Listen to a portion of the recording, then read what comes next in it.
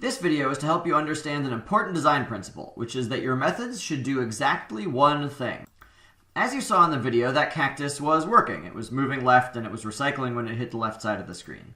Here's the code that was running. So I have a cactus object called myCactus. Here's where I create it. Then inside the draw loop of my game, I refresh the background, I draw a line for the ground, and then I tell my cactus to draw itself. Okay, what happens when I run this method? Well, I have that displayed over here in the cactus class. So when I tell a cactus to draw, it runs this code. This line changes the cactus's x-coordinate, so that moves it to the left. Here I check if it's off the screen to the left, if its x-coordinate is smaller than -10. And if it is, then I reset its coordinate to 900, and then I tell it to draw itself. All right, well, if that works, if that makes the cactus do what I want it to do, what's the problem? The problem is that this object is not very easy to change or reuse or extend. And the reason why is because the draw method is actually doing a lot of different things. It's both drawing the cactus, but also moving it, and also checking if it should reset and resetting it. So, for example, what if I wanted to implement a pause feature where I press P and the game pauses? When the game is paused, I still want to draw my cactus because I don't want everything to just disappear suddenly when the game pauses. But the problem is, with my current code, I can't actually have the cactus draw itself without it also running this code, which moves it. So that's not very flexible. So let's look at what this would look like if we were to redesign it the right way. I said that each of the methods should do exactly one thing. So the draw method should only draw the cactus. Let's take this code, which moves the cactus, and cut it and put it in its own method called move. So down here I'll say public void move, and actually I'm going to call it move left because we're actually moving to the left here. Why doesn't it like that? Oh, looks like I already have one. Okay, fixed. And then this is really asking the question, is the cactus off the screen to the left? So let's make that its own command. Is off screen to left is a question that I want to answer about the cactus. This is resetting its position, so let's make another command for that. Reset position. So right now these are empty. Here, let's just have this return true for the moment. And so now I can delete these. So now I have several different commands. Draw, which only draws, move left, is off screen to left, and reset position. So now over here in the game, instead of just telling my cactus to draw, now my cactus actually isn't going to move anymore. If I run it, I see it's just sitting there because I need to actually run the move command. So I'd say my cactus dot move to the left. And now we see it drawing and moving to the left, but I'm not detecting when it goes off the screen, so I have to run this is off screen to left method. Let's actually write that. So I'll say if my x-coordinate is less than -10, then I'll return true. Remember, return is the value that this method is going to give back as an answer. So I'm saying if my coordinate is off the screen, then the answer is yes, I am off the screen. So I'll return true as the answer. Otherwise, I'll return false. Okay, so now over here, I'll say if my cactus is off the screen to the left, then I'll tell my cactus to reset its own position. Reset position.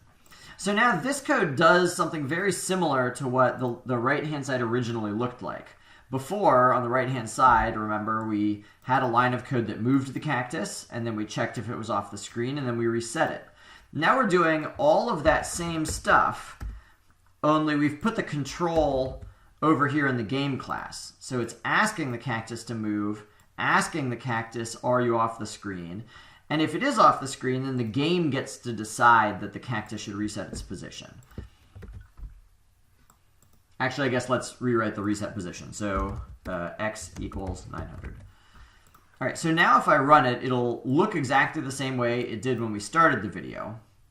But the point is that now it's a lot more flexible because I've separated the possible actions into their own commands. And now I can run these commands in any combination I want. If I want to have my cactus do something else when it's off the screen to the left, well, I can just delete that part of the if statement. it would be a very reasonable thing to think, well, boy, this game class got a lot more complicated. Before, it just said draw, and that felt pretty simple. You know, now that we have all of these different commands, we have to clutter up this code to use them all. So a last thing we could do is we could create an act method. This is sort of like we did in foxes and rabbits. The act method is supposed to do all of the things that a cactus should do each frame. So in that case, instead of asking my cactus to move left, here we're inside a cactus, so we'll just tell the cactus to run its own move left code. And then I'll have this same code, which checks if it's off the screen. Only now I don't need to ask a cactus if it's off the screen because I am the cactus. I'm going to run my own command, am I off the screen? Same thing here for reset position. And then same thing here for draw. So now that I've got that, this side can become simplified again by just saying myCactus.act. And now when it runs the act method does these things over here. And you might be thinking, why is this different than the way the code started? Remember, the difference is I can very easily change the act method by changing which commands get run, but I don't need to change the commands themselves because they already provided the basic building blocks for more complicated actions that I might want my cactus to do. Let me end by showing you one other set of decisions that you could make here. So right now the reset position method just instantly resets the cactus to an x coordinate of 900. Here, actually, let me go backwards a step. Let's pretend we hadn't done this act yet. Okay, all fixed. So here I'm moving the cactus, resetting if it's off the screen, and drawing it. Let's look at this reset position. Right now, reset position just sets the cactus to 900. If we wanted to, we could introduce some randomness. So I could say, let's cast to an int, math.random, anything that's like 100, or I guess we want to do this. Like, let's have it be 800 and then an additional possible 400. So why would we do this?